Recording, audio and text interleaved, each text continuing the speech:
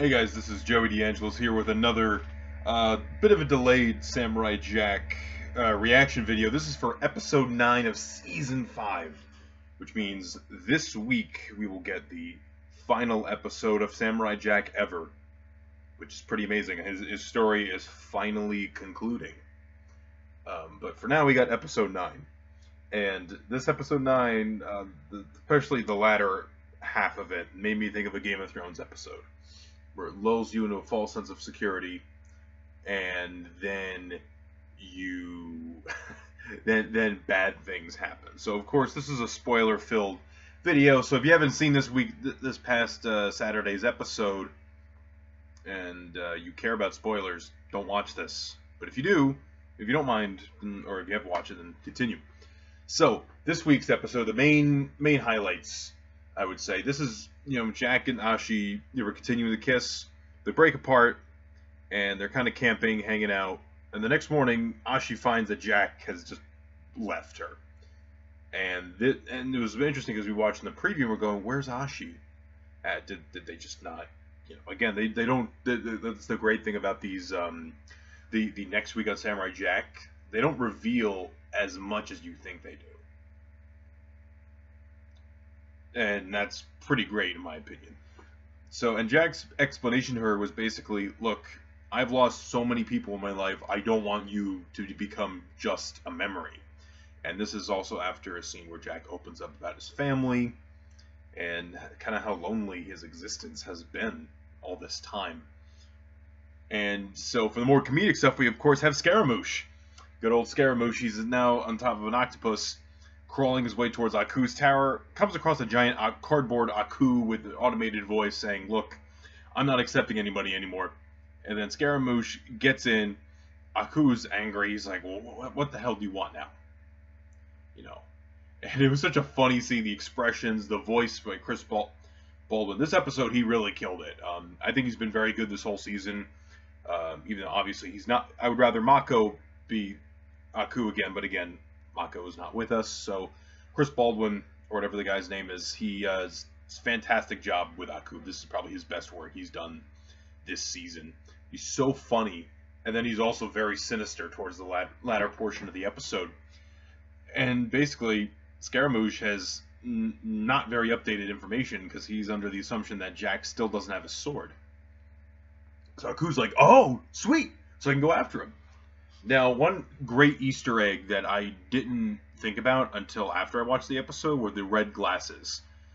Jack had come across like the Guardian's like portal. Remember, like the blue Guardian guy? It was like one of the few people to really defeat Jack in the series. Or probably the only person I can think of anyway. One of the most notable characters, because in his, in that portal, it said that at some point Jack would defeat him.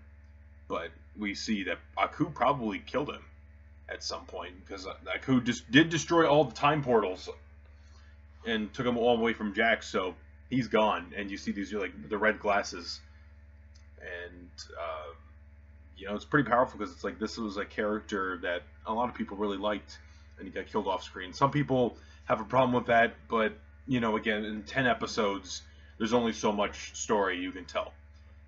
So Jack confronts Aku again, and then after Aku finds out Jack has the sword, Aku kills Scaramouche, which makes sense. But Scaramouche was definitely a fun character to have while he was there. He was felt very classic, like Samurai Jack character, but he was pretty funny in places. That was the video uploading, and basically after that, Aku senses that Ashi is actually related to him. He realizes it, and basically Ashi and Jack fight, but it's against Ashi's will, but she, it's in her nature to defend Aku. She's like, "No, please stop, I don't want to do this," and she's, meeting all of Jack's sword attacks and all that, and then Aku's like, changes Ashi into something that looks more like a minion of Aku. That's a pretty upsetting sequence, because we've grown to love Ashi the last couple episodes, and Jack has now feelings for her. Now he has to potentially just kill her. But he doesn't. He gives up his sword and says, "I'm done." And it ends with this great shot where it's very reminiscent of the old like opening credits of the original Samurai Jack, where it's very I don't want to say sketchbook look, but it's very like not freeze frame, but it's a still image of Aku holding Jack's sword, and it pans down, and you see Jack on the ground defeated, and you see Ashi in the corner. Man, this might be one of my favorite episodes of the whole series. I definitely want to do a video next couple days, talk about my favorite episodes of all the Samurai Jack seasons and all that, but this is definitely going to be in my top 10 somewhere. It's hard not to be, because it's just it's a great episode, and it leaves with such a great cliffhanger. What is Jack going to do next week? How is he going to confront this? Well, again, the Scotsman is a ghost now, so Scotsman, I would like to think, is going to figure into this somehow, and maybe some of Jack's older allies from the other series will help him out. So there's that. And, now Aku has the sword. Again, I mean, there was one other time where he had the sword, when it was Jack versus the zombies, and that was one of the best episodes, because you felt Jack was pressured at that point. That was a genuinely, like, frightening thing. Very suspenseful episode. So, this week is going to be very bittersweet. I'm going to try to get more people on to talk about this new Samurai Jack episode and how they felt about Season 5 and the series as a whole. I'll get into that hopefully some next couple days. Anyway, what did you think of this week's episode? What do you think is going to happen in the season finale, or the series finale, really? What do you guys think? All right, see you later.